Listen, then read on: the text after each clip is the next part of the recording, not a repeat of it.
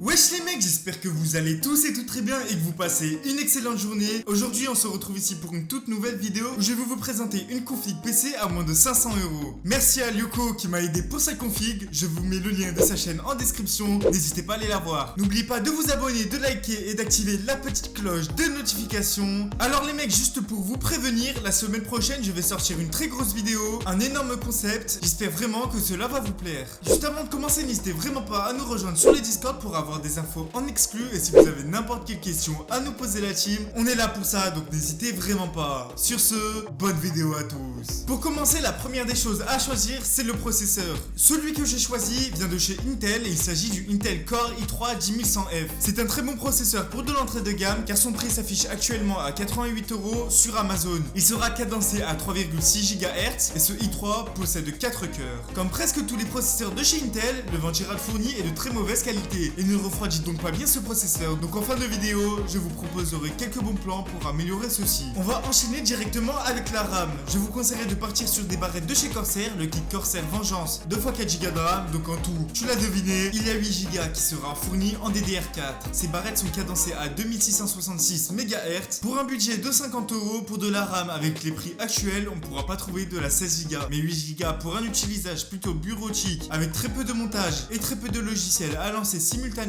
avec un petit peu de gaming, ça peut potentiellement faire l'affaire. Passons maintenant à la carte graphique. Pour un budget de 200€, j'ai pu trouver la Radeon RX 550 ayant 4 Go de VRAM en GDDR5. Elle sera reliée en PCI Express x16. Sincèrement, j'ai pas pu trouver mieux pour moins cher. J'ai vraiment hésité à partir sur un processeur ayant une partie graphique intégrée et j'ai préféré me rabattre sur ça car les performances seront bien meilleures. Et il ne faut pas oublier qu'on est dans un temps de crise en ce moment, donc trouver une carte graphique pas chère, c'est pas gagné d'ici tôt. Alors nous allons passer au stockage. Je vous ai choisi un SSD de 480 Go, il s'agit du Crucial BX500. Il est actuellement à 47€ et pour 30€ vous pourrez obtenir un 240 Go. Mais j'ai préféré partir sur du 480 car avec un 240 vous ne pourrez sincèrement pas faire grand chose. Et 480 c'est le strict minimum pour installer 2 ou 3 jeux avec Windows, ça suffit amplement. Si vous souhaitez avoir plus de gigas, n'hésitez surtout pas à ajouter un HDD de 1TB qui vous coûtera à peu près 60€.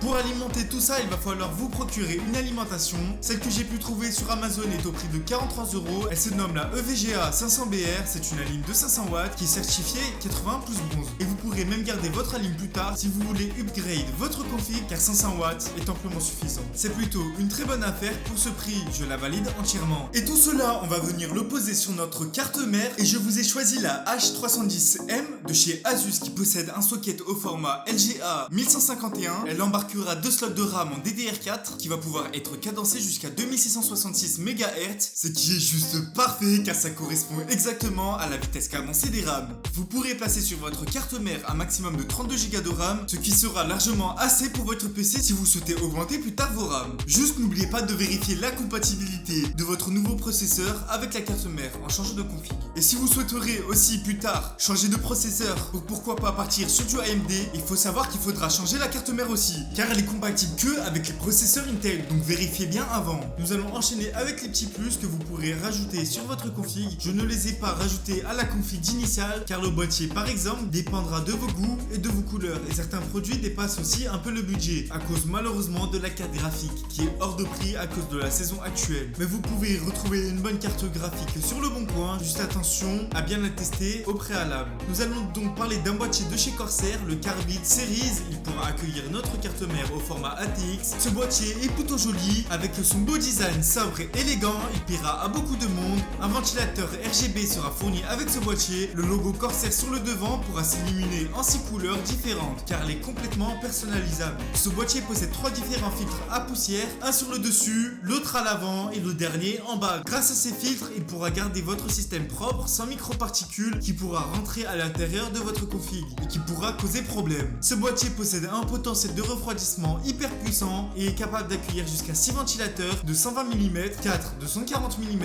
ou plusieurs radiateurs mesurant jusqu'à 360 mm. Et pour terminer sur le dessus, ce boîtier possède 2 ports USB et un port pour casque, ce qui fait largement le taf. Pour le refroidissement, si votre processeur chauffe trop, vous pouvez partir sur un refroidisseur de chez Arctic, le Freezer 34 eSport. C'est vraiment un très bon processeur qui est totalement silencieux. Je précise qu'un refroidisseur sera fourni avec votre processeur mais ne sera pas toujours de qualité, surtout chez Intel. Celui que je vous propose existe en plusieurs coloris. Maintenant, à vous d'être créatif. Et pour terminer, je vous affiche quelques offres de cartes graphiques que vous pourrez trouver sur le bon coin à moins de 200€. Des GTX 1650 qui feront vraiment le taf comparé à la RX 550. Juste, comme je vous ai dit préalablement, vérifiez bien en vous déplaçant que la carte graphique marche bien. Pour conclure cette vidéo, je vais vous montrer un benchmark de cette configuration. Alors sur Red Dead Redemption, comme vous pouvez le voir actuellement, le jeu tournera en moyenne à 30 fps. Sur Rocket League, il tournera plus autour de 74 fps. Sur Cyberpunk, 18 fps. Après, c'est un jeu vraiment puissant, faut le savoir. Sur Fortnite, à une centaine fps à peu près, en qualité moyenne. Sur Apex, ça sera plus du 30 fps. Et sur GTA, ça sera du 40 fps en moyenne. Et pour terminer sur du PES, on tournera autour de 60 fps. Comme je vous ai dit, c'est une config suffisante pour des personnes qui veulent jouer sur un PC avec un très petit budget. Et pour ceux qui veulent plus de performance, n'hésitez pas à passer sur le Discord. On vous donnera des conseils détaillés pour chaque produit qui vous intéressera. Et on choisira ensemble ce qui vous conviendra. Alors les mecs, j'espère que vous avez kiffé la vidéo. Tous les liens nécessaires seront dans les descriptions. N'hésitez vraiment pas à nous rejoindre sur le Discord la team. Ça me ferait extrêmement plaisir. Sur ce la team, on se retrouve la semaine prochaine, vendredi à 18h pour une nouvelle vidéo qui va être juste incroyable. Donc soyez là, vraiment, je compte sur vous. N'oubliez surtout pas de liker, de vous abonner, d'activer la petite cloche des notifications. C'était Overtalks.